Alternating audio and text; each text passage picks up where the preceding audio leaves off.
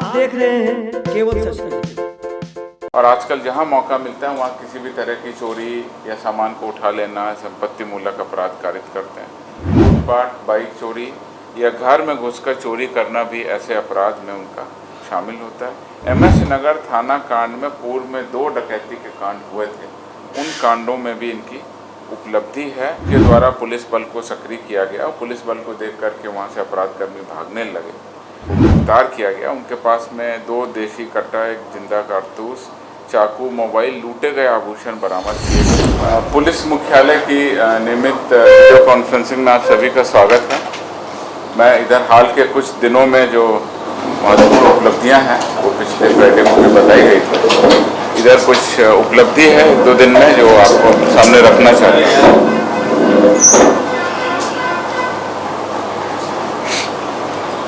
सिवान जिला में MS नगर थाना क्षेत्र में एक आपराधिक गिरोह, जिसको हम लोग नट गिरोह कहते हैं, उसका उद्भेदन किया गया है।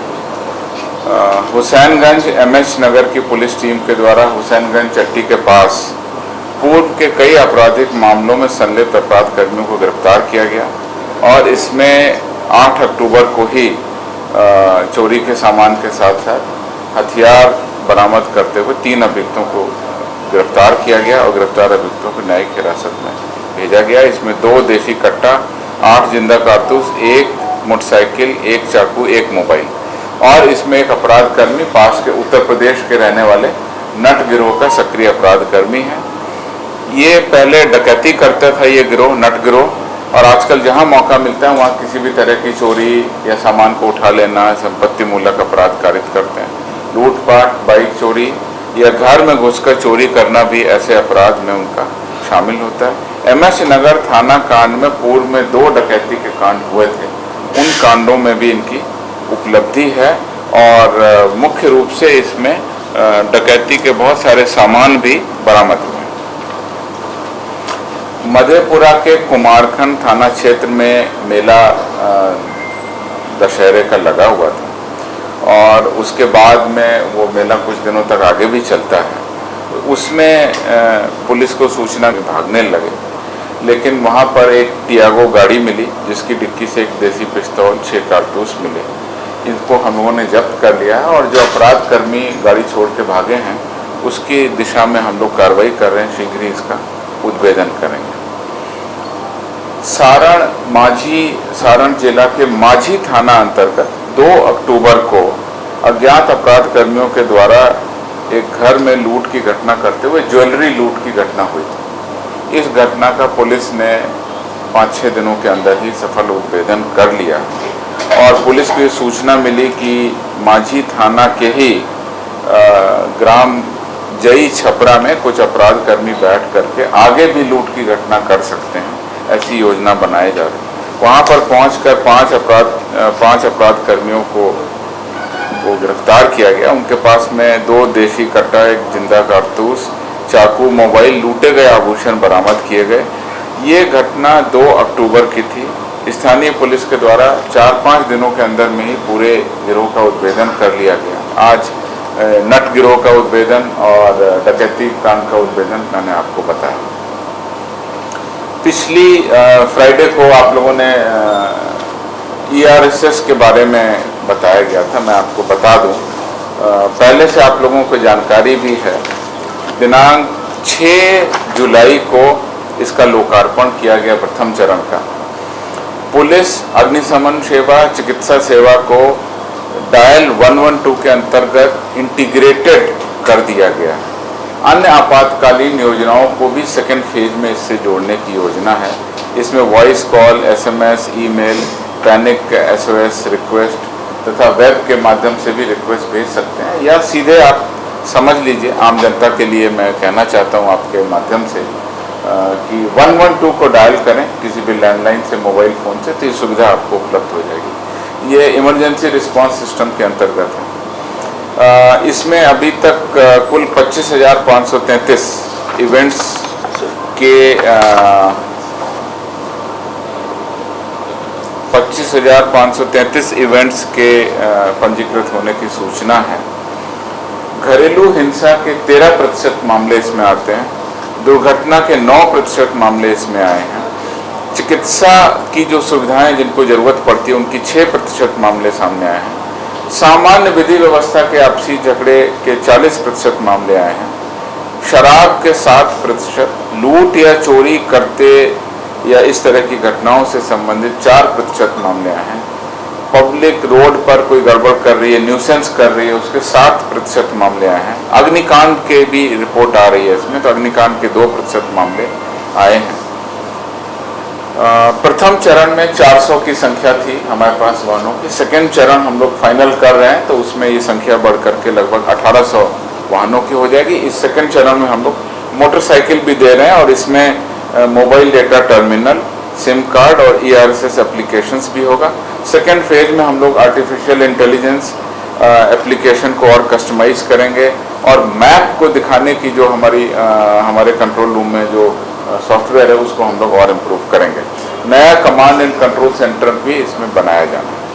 अब जिसमें आपकी ज़्यादा दिलचस्पी रहेगी मेरे विचार से मैं बताना चाहता हूँ, इधर 10-12 दिन में जो खास उपलब्धि हुई, खास पर्टिकुलर स्पेसिफिक उपलब्धि है, उसके बारे में मैं बताना चाहूँगा। दिनांक 22 सितंबर को वैशाली जिला के अंतर्गत एक सूचक के द्वारा, एक इन्फॉर्मर था, एक पब्लिक थी जिसने सूचना दी गई डायल 112 पर कि एक लड़की को किसी के द्वारा बंद करके रखा गया। ERV1 और ERV2 यानी घटना चूंकि सीरियस लग रही थी इसलिए हमारे कंट्रोल सेंटर ने तुरंत इसका संज्ञान लिया और 2 गाड़ियों को वहाँ पर रवाना किया। ERV1 ERV2 को इमरजेंसी रिस्पांस व्हीकल 1 और इमरजेंसी रिस्पांस व्हीकल नंबर 2 त्वरित कार्रवाई करके 2 लड़कियों को बरामद किया, 1 महिला को गिरफ्तार किया गया। हमारा रिस्पांस टाइम था 14 मिनट और महिला थाना कांड संख्या 39/22 दिनांक 22 सितंबर 2022 विभिन्न धाराओं में दर्ज किया गया और पॉक्सो एक्ट भी लगा करके हम लोग कानूनी कार्रवाई कर रहे हैं। तो किस तरह से एक इन्फॉर्मेशन पे हम लोगों ने 2 लड़कियों को बरामद किया और गिरफ्तारी की और कांड दर्ज किया। इसी तरह से सितंबर में 29 सितंबर, अभी 10-11 दिन पहले की बात है, 29 सितंबर को पटना जिला के अंतर्गत एक इन्फॉर्मेशन दी गई डायल 112 पर कि उसके पिताजी अचानक बेहोश हो गए। फुलवारी शरीफ इलाके से सूचना आई थी तो ERV जो हमारा कंट्रोल सेंटर है उसने फुलवारी शरीफ में जो हमारी इमरजेंसी व्हीकल थी उसको तुरंत डायरेक्शन दिया और हमारी ERV गाड़ी वहाँ पहुँच गई और फिर उसके बाद में एम्बुलेंस को वहाँ रवाना किया। तो एम्बुलेंस के द्वारा बेहोश किए गए व्यक्ति को IGIMS में भर्ती करा करके उसकी जान बचाई। तो ये बहुत बड़ी उपलब्धि हमारी 29 तारीख की है। इसी तरह से 4 सितंबर को सारण जिला में सूचक के द्वारा ये इंफॉर्मेशन दिया गया 112 पर कि बम बनाया जा रहा। तो ERV7 जो 7 नंबर की गाड़ी थी वहाँ पर सारण में उसको मशरक से रवाना किया गया और त्वरित कार्रवाई करते हुए घटनास्थल पर पहुंचकर वरीय पदाधिकारियों के सहयोग से फिर थाना को बुलाया गया। काफ़ी संख्या में अवैध पटाखा बनाने का सामान, बारूद, सुतली, अर्धनिर्मित पटाखा बरामद किया गया और इसमें मशरक थाना कांड संख्या 435/22 दिनांक 4 सितंबर 2022 धारा 4 एवं 5 विस्फोटक अधिनियम अंकित कर कार्रवाई की जा रही है। इस सितंबर की कुछ घटनाएं आपके सामने थी। अक्टूबर महीने में 5 अक्टूबर को रोहतास जिला के अंतर्गत सूचना दी गई कि एक नवजात शिशु रोड पर पड़ा। 5 अक्टूबर को, अभी तुरंत हाल की घटना है।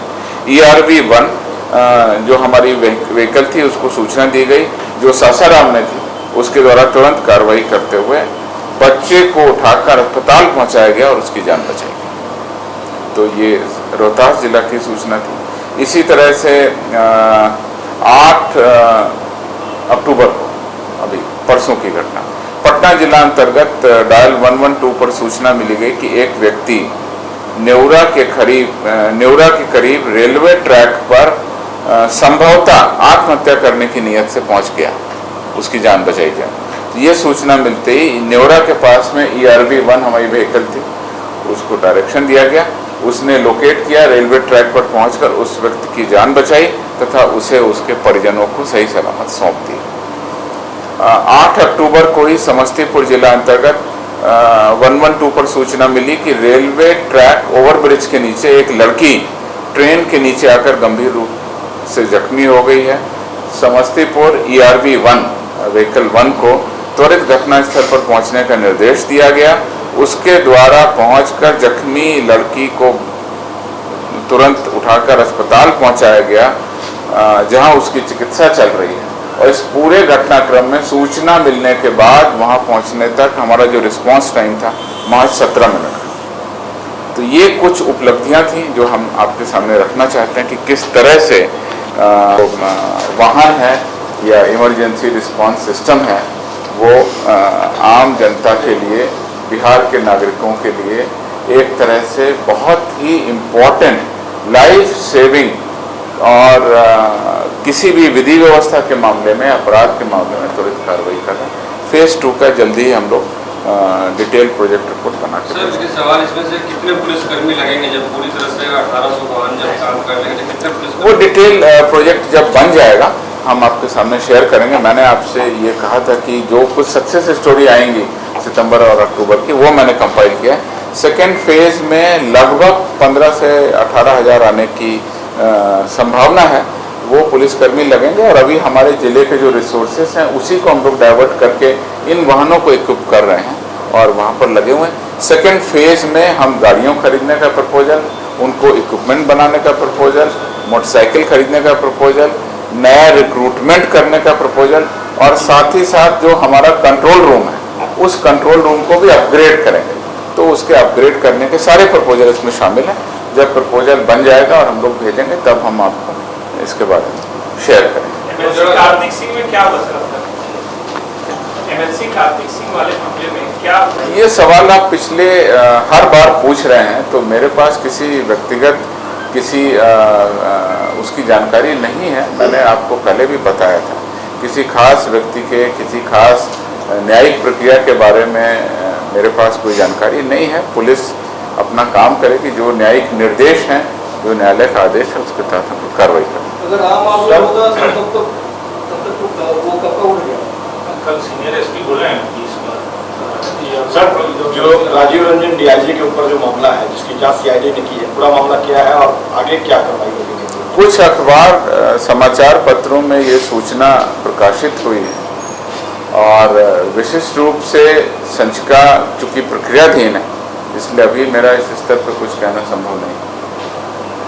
जांच तो हुई है ना CID से? तो क्या लगता है सर जल्द से कार्रवाई होगी उन पर? अभी चूंकि संचिका आई है, संचिका प्रक्रियाधीन है, तो प्रक्रियाधीन किसी मामले में पुलिस प्रवक्ता के रूप में कुछ कह पाना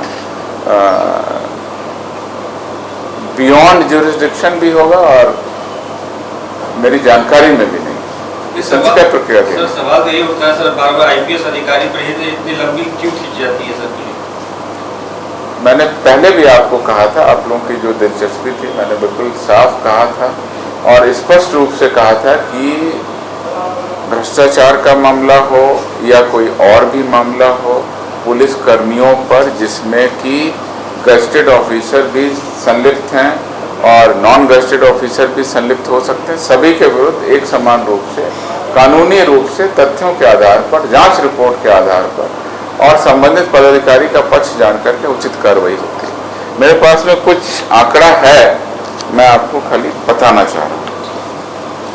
मैंने पिछले बार आपको बताया था, वो आंकड़ा इस प्रकार है। जनवरी में कुल हमारे जो विभागीय कार्रवाई चलती है पुलिस पदाधिकारियों पर, कर्मियों पर, उसमें वो संख्या थी 4228 और 26 सितंबर तक का आंकड़ा है। अभी सितंबर महीने का आखिरी हफ्ता का आंकड़ा नहीं आया है, तो 26 सितंबर तक का जो आंकड़ा है वो संख्या घटकर 3643 रह गई है। 643 मामले लंबित बचे हैं, मतलब 585 मामलों का हम लोगों ने ज़्यादा डिस्पोजल किया। इस बीच में और भी लोग सस्पेंड हुए, इस बीच में और भी लोगों पर नई कार्रवाई शुरू हुई, परंतु उससे ज़्यादा 585 लोगों पर हम लोगों ने निर्णय लिया। तो इस प्रकार से 3643 कार्रवाई है। अब मैं आपको ये बताना चाहता हूँ, मेरे पास में कुछ आंकड़ा उपलब्ध है, कितने लोग पुलिस विभाग में डिसमिस हुए। तो मैं आपको बताता हूँ 2019 में कुल 151 पुलिस पदाधिकारी डिसमिस किए गए, 151। 2020 में ये संख्या बढ़ी और ये संख्या 201 पुलिस पदाधिकारियों को डिसमिस किया गया। 2021 में 172 पुलिस कर्मियों को डिसमिस किया गया, जिसमें कि 2 इंस्पेक्टर, 31 दरोगा, 22 एएसआई एवं उसके इक्विवेलेंट रैंक, 7 हवलदार और 110 सिपाही शामिल थे। 2022 में 31/8 तक यानी 31 अगस्त तक 146 लोगों को डिसमिस किया गया। सितंबर महीने का भी आंकड़ा सभी जगह से नहीं आया है, परंतु जिन जगहों से आ गया है उसमें 16 लोगों का डिसमिसल कंफर्म है। तो अगर इसको हम जोड़ दें तो 162 लोगों का डिसमिसल हो चुका है। अभी ये आंकड़ा बढ़ेगा, क्योंकि सभी लोगों से अभी तक सितंबर का आंकड़ा कार्यालय में उपलब्ध नहीं हुआ है। पिछले वर्ष ये संख्या 172, तो इस बार 162 लोग ऑलरेडी डिसमिस हो चुके हैं। सितंबर महीने तक ये संख्या बढ़ेगी और अभी अक्टूबर, नवंबर और दिसंबर 3 महीने बाकी हैं। तो हम लोगों को उम्मीद है कि ज़्यादा से ज़्यादा पुलिस कर्मियों पर हम लोग उनके दोष, आरोप और आरोपों को जब सिद्ध किया जाता है तो उसके हिसाब से हम लोग कार्रवाई करते हैं।